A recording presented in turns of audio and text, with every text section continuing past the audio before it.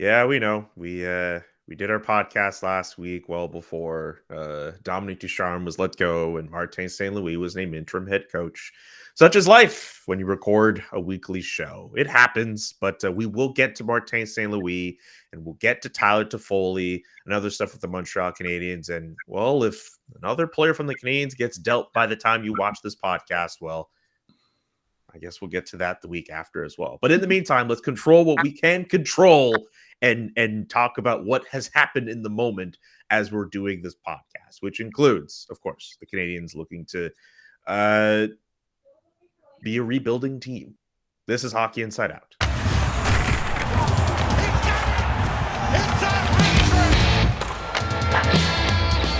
I'm Julian McKenzie, alongside the usual suspects. Stu Cowan from the Gazette is here. Rick Green, Stanley Cup champion, is here. Jessica Rusnak from CBC Daybreak is also here. Let's begin with Tyler Toffoli. He was traded earlier this week by the Montreal Canadiens to the Calgary Flames. A first-round pick comes back. Another draft pick comes back to the fifth-round pick. Tyler Pitlick comes back as well. And Emil Heineman as part of that deal for Tyler Toffoli. What do you think of that trade? How do you feel about Tyler Toffoli and what he's done for the Montreal Canadiens and the fact that he's now gone on to another team and what he's meant to the Montreal Canadiens in such a short time? Rick, I'd like to start with you. Well, I think any player that is happy in their environment when they get that news is somewhat disappointing. His family really enjoyed it here, and he was a big part of the hockey club, on and off the ice. But listen, it's a business, as we all know. Kent Hughes had made these statements saying, "Listen, there's going to be changes, and obviously there's going to be more happening." And he wants to get younger. He wants to get a little faster. And you look at them bringing in this prospect of Heineman, who's supposed to be a pretty good, hard-working, good character guy that can skate. They're hoping that something like that will turn out for them to add to the mix. But I think that it's quite. I'm quite certain that there's going to be a lot of bodies that are going to be changing locations. This is just part of it because what we've seen and experienced to date is really not acceptable with the group they have. So getting younger, getting faster, changing up their dressing room. I think there's going to be a lot different hockey club come, maybe before the trading deadline and obviously after. Yeah, I think it was just the first of the dominoes to fall. If you want to get something good, you got to give up something good. And clearly this team needs to rebuild. And Tyler Toffoli is one of those players that you could trade away and get assets to build from the future. He was a great player on this team. He really enjoyed his time here. It's too bad that it was a little bit short-lived, but I wasn't too surprised that Tyler Toffoli was traded. Some people were saying, well, they do need some veterans on this team to help the rebuild go, but I just don't think keeping Tyler Toffoli here would have helped because you can probably get more for him, which we saw, and it'll be interesting to see, how these players develop and the draft picks that they get, that down the line you might look back and say, oh yeah, this player that the Canadiens have is from that, Tyler Toffoli trade. Oftentimes, I like to think back of the Craig Rivet trade when they were able to use that first-round pick to select Pacioretty. So, it could be one of those sort of situations down the line. Yeah, I'm wondering if one of the best ways, if you want to get traded out of Montreal, is to talk about how much you love it here. It seems like a lot of players who talk about how much they love Montreal get traded. But seriously, though, it's, Kent Hughes doesn't want to use the word rebuild or reset or whatever. But, I mean, this is the first sign that this is a rebuild. I thought Toffoli was one of the guys he might have kept. 29 years old. Proven goal scorer, 2 more years on a contract that's very cap friendly at just over $4 million. As I said, he liked being here, was popular with his teammates. Marty St. Louis said in his first 3 games with Toffoli, he said he was basically, to him, it seemed like he was the captain without the C, a big leader on this team. So it's going to be a big loss. But I mean, as Kent Hughes, this is a rebuild. This is the first sure sign that that's what it's going to be. And Hughes is going to stock up on as many first-round picks and as many prospects as he can. And, Rick talked about Heineman, and Hughes spoke the other day saying that speed is one of the things they really want to focus on moving forward. As he said, we're not going to have the 20 fastest guys in the NHL. We're not going to have the 20 smartest guys in the NHL, but they want a combination of speed and hockey smarts and compete level. And he said Heineman has all those things that they're looking for. And it's interesting that Hughes said that after the trade, he didn't speak with the media that day because he wanted right away to let Toffoli know He wanted to find out from him that he got traded. And he also wanted to speak with Heineman because this is the second time he's been traded. Florida drafted him in the second round, and he was part of a trade after that. And he just wanted to let him know that this isn't, you're not like a throw-in in this trade. We really want you. We made sure that you were part of this trade. So the openness and honesty that Kent Hughes has shown so far as GM has been really refreshing after the Marc Bergevin era. But again, this is the first sign that we are in for a full rebuild. I wanted your thoughts, Stu, on that particular comment from St. Louis about Tyler Toffoli seeming like he was the captain of that room. Just because I know you've flown the Brendan Gallagher flag. You were the very first person I thought of when I saw those comments floating around social media. What did you think of that? Yeah, and it just goes back to what I was saying on a previous show, that I think they made a big mistake by not naming a captain this year. Like, we don't really, like, who is the leader in the room? We don't know. Is it Nick Suzuki? Is it Brendan Gallagher? Now we're finding out that Tyler Toffoli was more of a leader than we thought he was, at least in Marty St. Louis. And here's a guy coming in from outside who's never been in the room. He's been in a lot of NHL hockey rooms in his career. And to him, he says, well, yeah, Tyler Toffoli was the captain without having the C on his sweater. So that's moving forward. Kent Hughes spoke about that also, how they're going to have to address the leadership issue. You know, Shea Weber gone, Carey Price gone, Tyler Toffoli gone, and others are going to go before the deadline. But he said it would be in the offseason probably before they look at who's going to be the next captain and what the leadership group will be moving forward. Okay.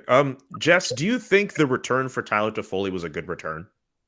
I think so. You know, if you look at it, you got a first-round pick, a fifth-round pick, a prospect who is, you know, very well respected, someone that they believe will be a good NHL player down the line. And then also you got Tyler Pitlick to just come in here, have a little family reunion with his cousin Rem, and also their brother who's is a prospect for the Canadiens. But I think that was kind of what I figured for Tyler Toffoli, that you want some players that will help you down the line as those draft picks, and also someone, a prospect like Heineman that people are talking very highly about. And as Stu mentioned, that Kent Hughes said that this guy was not thrown in. It was a player that they went out looking for. Yeah, somebody joked on Twitter that Canadiens can now be called the Pitlickers. That's not a.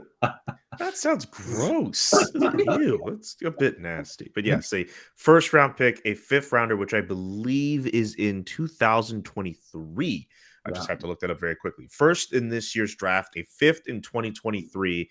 Tyler Pitlick and Emil Heineman coming in return for Tyler Toffoli. Let's get to Kent Hughes really quickly here. Because he did have go ahead. People are talking about the first round. It's going to be a late first-round pick. Yeah.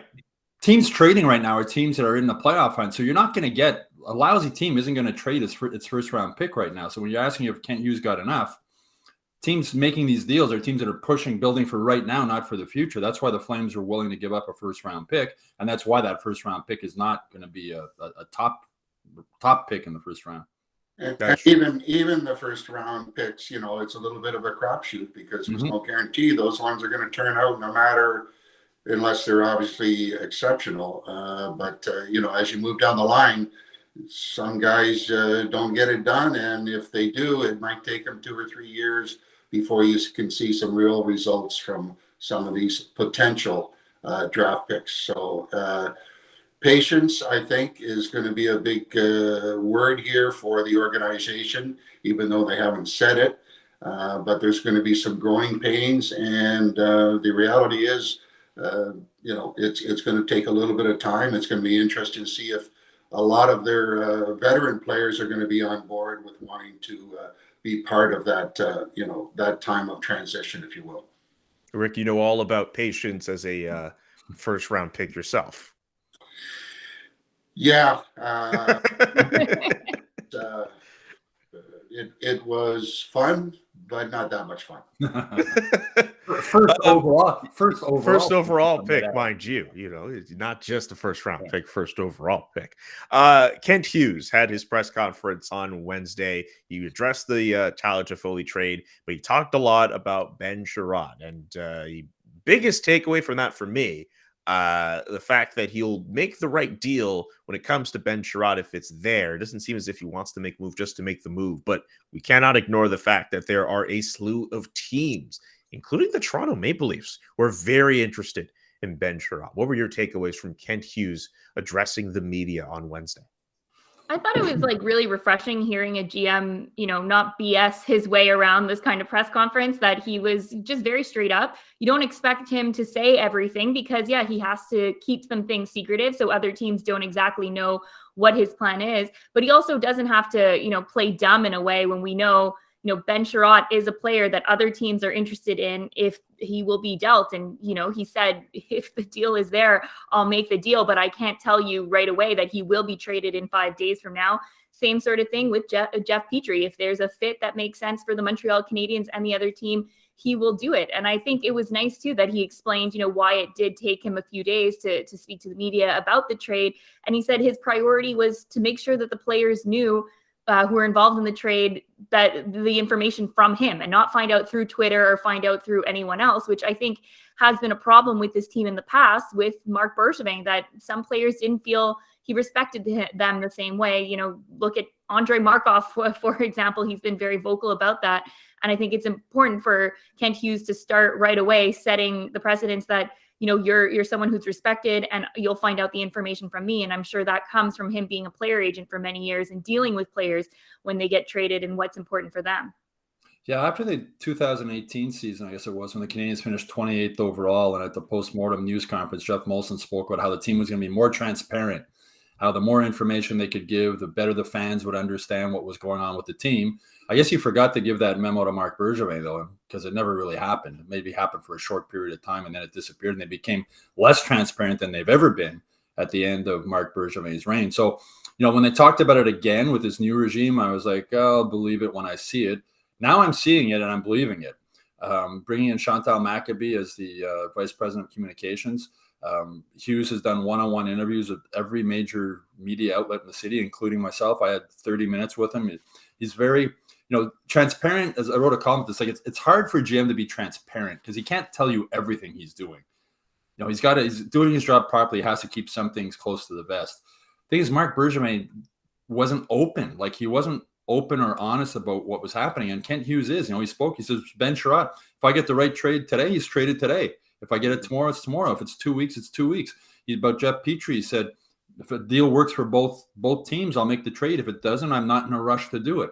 He talked about, we mentioned about how he wanted Tyler Toffoli, wanted Toffoli to find out from him, not from anybody else, that he was traded. It's just communication. And I asked Brendan Gallagher, what's the most important thing you look for in a GM? And he said communication. And that was a big, big problem with Marc Bergevin. So many contract negotiations became personal, whether it was in Markov or Radulov or PK or Pacioretty. It all ended bad. With Hughes, he said to the players, I'm going to let them know everything I can let them know. There's certain things he can't. But he said, my door is always open. If guys are anxious right now, they're worried, that my door is always open to come in and speak to me. And I believe he's honest and he's open about that. And he's also, the other thing that's really struck me, and especially in the 30-minute one-on-one I had, he's a man who's very comfortable in his own skin, very confident and smart and honest. And honesty goes a long way, I think. Rick would know this better than me since he was a pro hockey player. Players just want coaches and GMs to be honest with them. And I think Kent Hughes is doing that. I agree with you, Stu. The honesty part is really quite refreshing, especially in that position where he's got a lot of decisions that have to be made, and he's trying to protect a little bit of the interest of the hockey club versus letting everything out to the public. And I really enjoy his way of handling things, and I like the fact that he speaks of, listen, I have a job to do here. I have some players that maybe are not happy here, and I'm going to do everything that I can to make this hockey club better. And if it means moving bodies, I will entertain the thought of anybody and try and make the hockey club better sooner than later. And I think that's refreshing to hear that statement coming from a general manager saying, listen, I'm ready to do anything that we can for the long term that's going to help this hockey club become good and competitive and entertaining. And he seems to be able to handle and say a lot of the right things. And, I think with the Toffoli deal, like I said before, this is a start with more things coming. And I'm really looking forward to seeing some of the changes that are going to transpire in the next little while. Yeah, in Jeff Molson's news conference there in 2018, when he talked about transparency, he said, when he listens on the radio, sports radio or that, and he hears fans arguing or talking about the team, he said, I wish they had more information so they could have a better argument or understand more. And it was the same with the media. Like with Bergeron, we didn't know, he wasn't open enough to let us know what was maybe going on. So now if fans say arguing about Jeff Petrie and they say, oh, he's going to trade him tomorrow, he's not. Like maybe he will, but maybe he won't. Like he's not in a rush to trade Jeff Petrie. If the deal's there, it's there. If it's not, it's not. The same with Ben Sherrod. So, fans live and die with this team. And I've always said, like if whoever doesn't want to talk to me or talk to the media, that's their choice. It's no skin off my nose. But fans want to know. Fans are the one. When the players are talking to the media, they're talking to the fans through us. And they want to know what's going on. And they live and die with this team. And during rough times like this, I think they want to know even more. And Kent Hughes is giving as much information, again, being open, not necessarily fully transparent because he can't be, but being open and letting fans who live and die with this team a glimpse of what his plan is moving forward. And I think that's really important for this franchise. Okay, now we can get to the topic we missed out on last week, which is Dominique Ducharme on the way out. An interim head coach, Martin St. Louis. It's as weird for me as I'm sure it is for all of you. Stu, what did you think of the Canadiens making this coaching decision to hire interim head coach? I'm going to say it again, Martin St. Louis. It was surprising at first. I mean, he's not a name that was out there, and he's gone from coaching his kids' peewee hockey team to coaching the NHL with no other coaching experience other than coaching his three. And that's not a joke. That's really what happened. Other than coaching his three. But as he said, for the last 10 years, he's had his eye on becoming an NHL coach. And he retired, I think it was 6 years ago. So even at the end of his career, he knew this is something he wanted to do. He wanted to wait till his boys were growing up a bit more, and his family situation allowed him to, leave home and not leave everything on his wife with the three boys at home. He's impressed me since he's come in. I mean, I understand why they brought him in. He's smart. He's instant respect as soon as he walks into the room as a Hall of Famer. I don't think Dominique Ducharme ever had that with this team. I think that was one of the problems. Guys will listen to him. Everybody talked about the first speech he made and how emotional, how inspirational it was. So I think, watching practices the last few days, the guys are having fun. And this team's going to lose a lot more games the rest of the season. As they trade away more key pieces, they're going to get worse. They're not going to get better. And I think the key is just to keep the guys motivated to practice. As he said, they're still playing in the NHL. Have fun at practice. Work as hard as you can until the end of this season. And that's what they're going to do, and then they're going to assess. My biggest concern with St. Louis is just the fact he has no experience behind an NHL bench. And he talked after his first game about how fast everything was moving and how he hadn't realized before why there's 4 coaches behind the bench. Now he knows. So that's a tough way to learn, like, when you're line matching and stuff like that. Rick would know from being a coach behind the bench how quick things move and how fast you have to think. So he's going to learn on the job with that. I think he's smart enough to do it, and they can afford, they're in a situation now in a rebuild, they can afford to have a coach sort of learn on the job. So I think at this point, it's as much about just motivating guys, letting them have fun playing, make it fun to come to the rink again. And it definitely wasn't that under Dominique Ducharme. He's gotten rid of the sort of rigid system that Ducharme had that players, especially Jeff Petrie, complained about. He wants players to make reads and use their hockey sense. He said, I'd rather a player make a bad read than be afraid to make a read at all. And that's music to the ears of these guys on this team who've been frustrated with Ducharme's system. So I think it was surprising, but I understand why they brought him in. And I think he's a really good fit for what this team needs right now. Moving forward, we'll see how he adjusts to life working behind the bench. But I think it was a good move. I think it's what this team needed right now. And I think it's an interesting move. You bring in a guy without any experience, but obviously management could not deal with watching the underperformance of their hockey club and being as disorganized as they were. So change had to happen. Had to find a bilingual guy. Did we think Martin St. Louis would be the guy that would be coming in? Not really, but anyways, they're going to give him the opportunity as an interim. So it does give him a little bit of slack, if you will, in not guaranteeing that he's going to take the job as a full-time head coach moving forward, but it's going to give him a real good chance to see if he can make these players that they have better individually and better as a group, and try and get some kind of a system in place that's going to allow them to compete each and every night. And first impressions obviously seem to be excited for the fact that he's behind the bench and they're looking to buy in, which is always normal when you have a coaching change. Everybody wants to now do the best they can do for the new coach. But we'll see. He's got his hands full moving forward with a lot of problem areas, but an interesting move, and I hope it works out well. I like the line from the press conference where he says, I'm not coming here to be a substitute teacher, like I'm coming here to make a name for myself and show that I earn to be the coach of this team moving forward. Now, he doesn't have any coaching experience, but the thing that he does have is the respect of being a Hall of Fame hockey player, a player who had to fight to be in the NHL, who was always told that he was too small. So I think automatically coming into that locker room, the players have that respect for him compared to maybe another coach that, earned his stripes coaching, but not necessarily playing. And the thing is, with the Montreal Canadiens, you have to have a bilingual GM. And who out there do you think could be doing a good job? Would you recycle Alain Vigneault again? It's kind of one of those situations. So bringing in Martin St. Louis, I think, is a good move. When Kent Hughes was hired, he was, described as a GM who thinks outside the box. And this is definitely an outside the box hiring. And they have nothing to lose at this point. So, you know what? I like it. And I think it sparked something with the players. Cole Caulfield, he said, I wore number 26 for him. Brendan Gallagher, the same way. So a lot of players are getting a spark from this. And that's something we haven't seen from the Canadiens all season long. Yeah, as Martin St. Louis said, I'm not here to be a substitute teacher. I mean, he wants to stay on this job beyond this season. And I think Kent Hughes and Jeff Gorton want him to stay on also. The interim tag makes sense, though. I mean, Jeff Molson's just gave Dominique Ducharme a 3-year contract last summer, still paying Claude Julien this year. So I think he just wanted to, let's hold off a little bit. During the offseason, I'd be surprised if they don't sign him. I think it would probably be a 2-year contract. I don't think it'll be another 3-year contract like Dominique Ducharme had. But even Marty St. Louis said when he took the job, he never even asked about the contract details or that. He just wanted the job. I mean, he's made millions and millions and millions of dollars as a player. He's not doing this because he needs the money. He's doing this because he wants to be a coach and he has a passion for it. And as I mentioned, he doesn't have experience behind the bench, but Luke Richardson is there with him, and they were teammates in Tampa. And Marty St. Louis said that Luke Richardson is the ultimate teammate.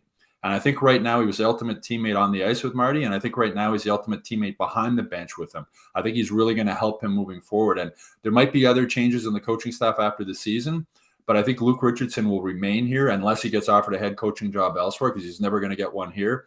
But I think that's one thing. I think Luke Richardson is a guy that Marty is really going to lean on a lot as far as just learning what's going on behind the bench and how a bench works. I'm sure they've sat down over a coffee or maybe even a couple of beers or whatever and just talked about, do this in this situation, on this and that situation. So it's going to be a learning experience for Marty St. Louis. But the one thing we've really noticed since he took over, he's a really smart guy, and he'll figure it out. Okay, so we've given our opinions on Martin St. Louis as head coach.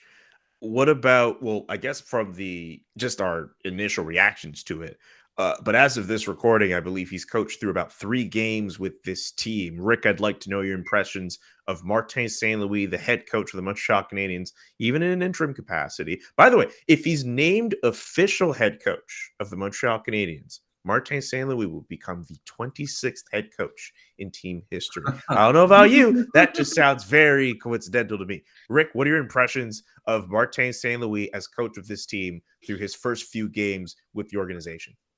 Well, I mean, I got to give him full credit. He stepped into a situation, obviously, not knowing the players, not knowing who was being used in what situations.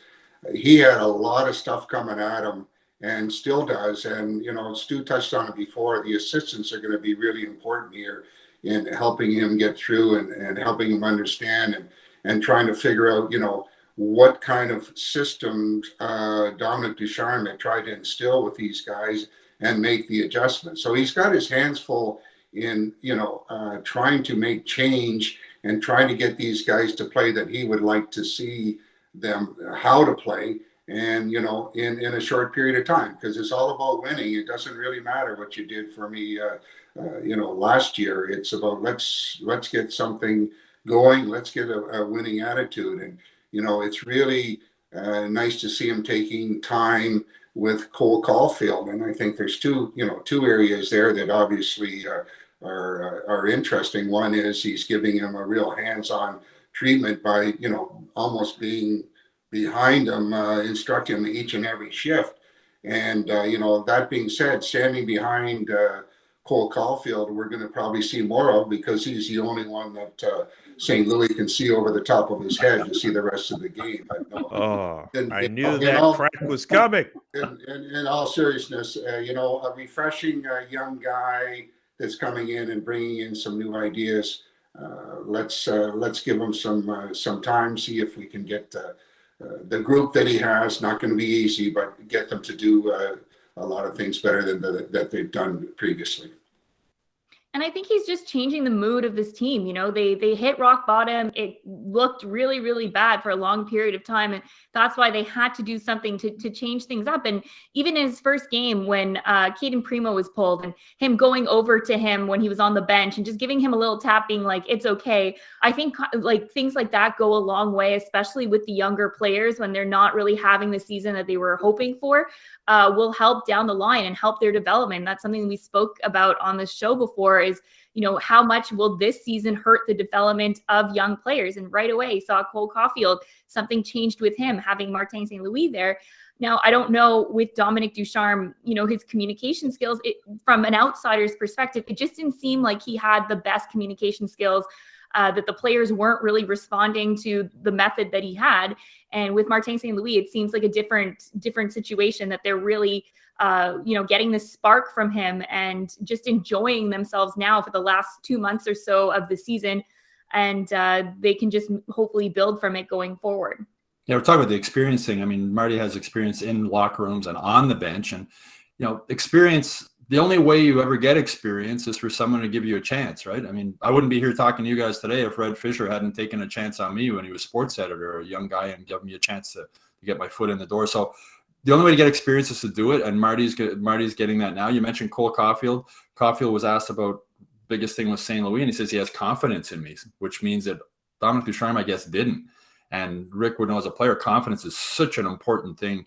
And just watching Marty St. Louis at practice the other day, he skates around, he talks with different guys, and then during practice, he spent a lot of time there. They're working on getting shots through from the point, and he was standing right behind Jeff Petrie, who was sort of walking the line and getting shots through. And after each drill, he was talking to him, and Petrie was really paying attention. When a Hall of Famer who was really good on the power play, and that tells you something, you're going to listen. And that's what Cole Caulfield said also. I'm listening to every single word he says. So that's, I think, the experience he has as a player is really going to help him. He's not like some guy who never played in the NHL and doesn't know anything. He's a Hall of Fame player who was never drafted.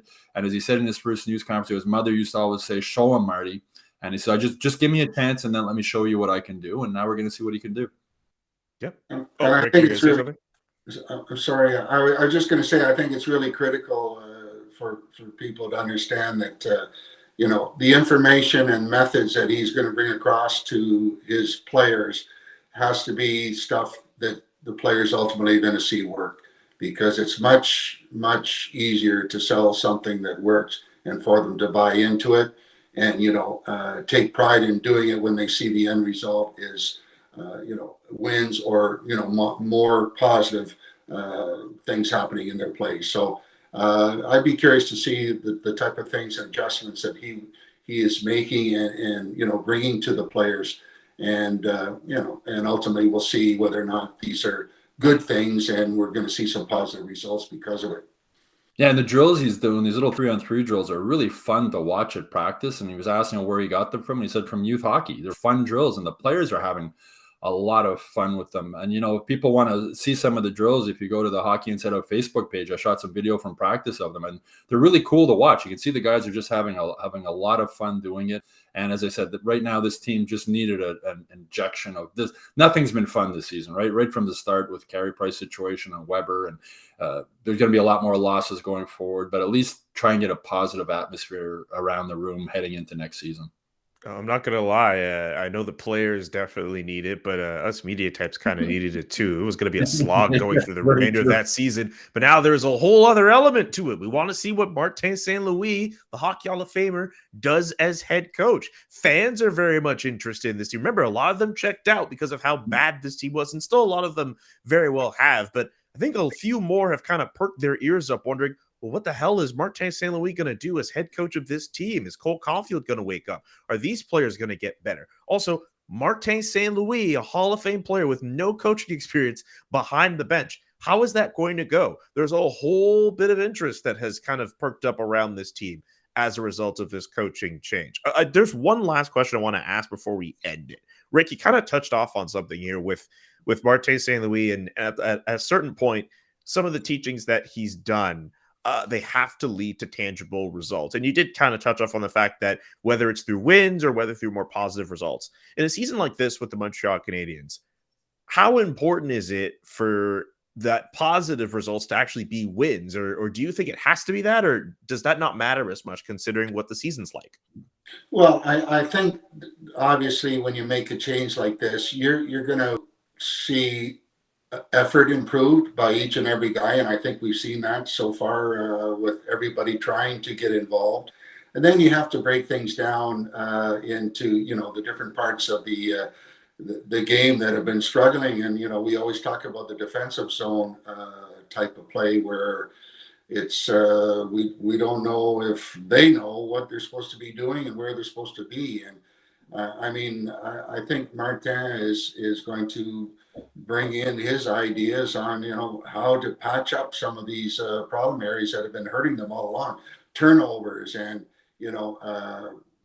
dumping pucks in for a purpose, and a lot of things that are coming his way that he's going to really try and analyze and try and do a real quick change to see if he can make improvement in those areas. And we have to remember, right, that the game is about winning, and even if they don't win each and every night, I think it's really important to see that some of the areas that they've struggled in show improvement, and the players buy into it by showing up each and every night, and ultimately with time we'll hopefully find ways to get some wins.